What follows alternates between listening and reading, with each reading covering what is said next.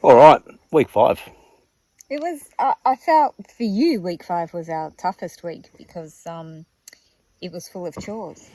Yeah, there was a lot to do. We got into Alice Springs, and it was the first main city stop where we'd had access to things like how I wanted to get a hard drive and go into Bunnings and get stuff for the car and get stuff sorted. We needed to put some backing on the shelves and the cabinets in the car because stuff was, as we bounced along, stuff was falling down into all the cabling and wires and that. So I wanted to back the cupboards and that in there. So we did all that, and Dad had a few things to do. So we fixed an awning with Dad.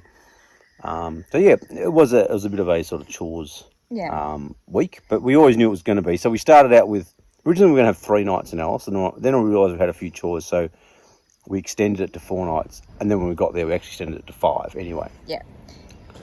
But it was good. It was a good week. Yeah, we mixed it up. Yeah, so we got out and saw a few things while we were there. We went to Desert Park. Yeah, that was great. Good. Yeah, it was kind of like just a rundown of the local environment and different habitats around Alice Springs and the wildlife and that lives in it, and also a bit on the Aboriginal sort of culture around that area too. So it was quite interesting. Yeah. The bustard was very funny to see. The Australian bustard. Yeah, we've seen a Kori bustard in Kenya and Tanzania, but yeah, we didn't realise we had our own version of the bustard over here. So that was cool to see. And the emu, I liked seeing the emu. It was a bit sad to see them all in captivity, but still good to see them. But they were living a good life, you know. They got plenty of space to move around and that. So, and a lot of nice birds in there. So yeah, it was nice. It was a nice stop. That was only quick. It was about a couple of hours in there. And then we visited Standley Chasm and Simpsons Gap. And that was awesome. That was a day, so we had to do something in Alice because that was in the West Macdonald Ranges. And Di and I are going to the West Macdonald Ranges to come to the west on the Gary Junction Road. But we also had Mum and Dad with us, and we wanted to make sure we got in some sort of touristy sites too.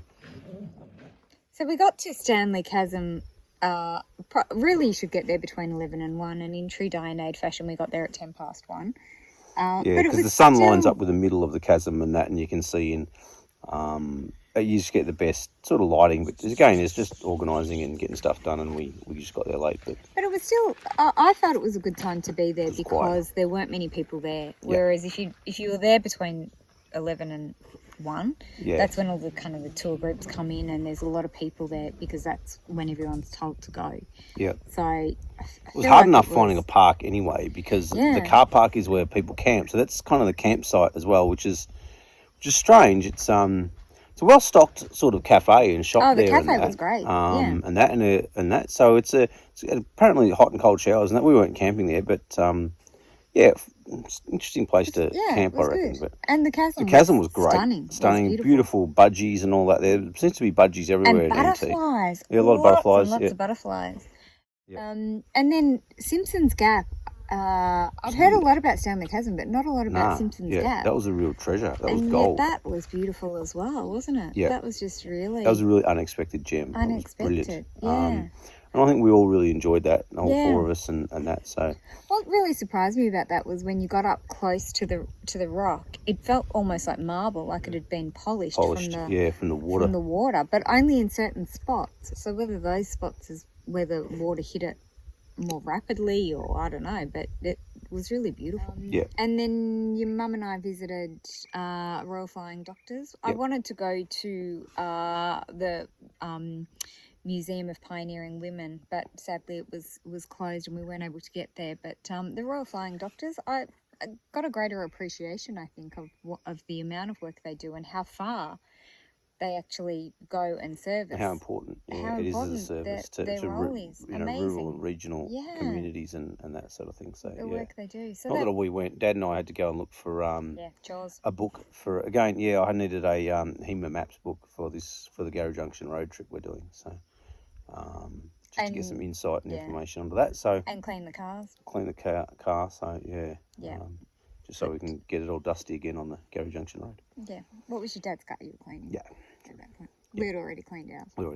Yeah. And that was Alice Springs, done and dusted. There are a few things I think we probably missed that we'll come back and do another time. Yeah, Alice Springs is a great town, actually. It's an interesting little town. Like, we didn't do enough art apparently there's some great art galleries, Aboriginal art galleries and that. So we didn't really do any of that, and I think that we'll put that on the list. We might possibly come back through Alice when we come back down from Darwin on our weird figure 8 trip. So scribble across Australia. Yeah, so we might come back through and do a bit more in the way of galleries and that. So yeah. Yep. Otherwise, that's it. That's it. Yeah, brilliant. Another week done. Yep. Alice Springs. See Fantastic. you next week. See ya. Bye.